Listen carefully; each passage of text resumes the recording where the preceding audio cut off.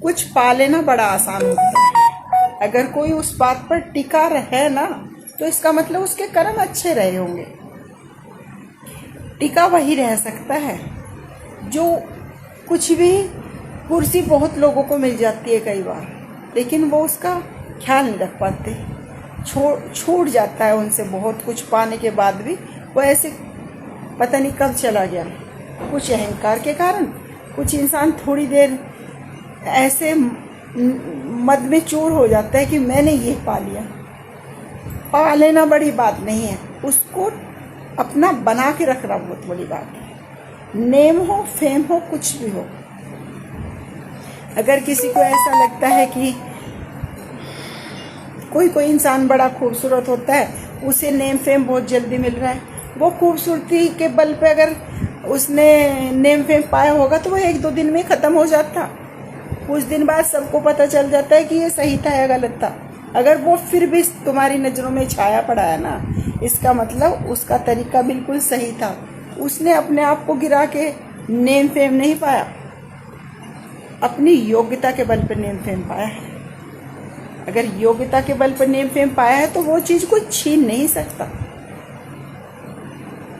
वो चीज़ कोई छीन नहीं सकता जो ये चीज़ इंसान ने अपनी योग्यता के बल पर पाई हो, ना कि गलत तरीके अपनाते। जिसके मन में ये कन्फ्यूजन रहता है ना कि खूबसूरत लोग बड़ी जल्दी कामयाब हो जाते हैं, तो ये बड़ी गलत फहमी है लोगों की।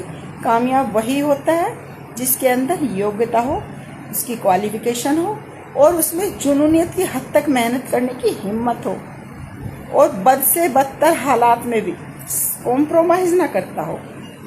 क्योंकि कॉम्प्रोमाइज़ करने वाले भेड़िया आपको जगह जगह मिलेंगे, और ये हर बात पर शर्त रख देंगे कि ऐसा नहीं किया तो ऐसा कर देंगे। उसमें है हिम्मत टिके रहने की। वो सरेंडर नहीं करते। वही लोग ऊपर जाते हैं जो हालातों के सामने झुकते नहीं हैं, अपनी शर्तों पर जीना जो जानते हैं।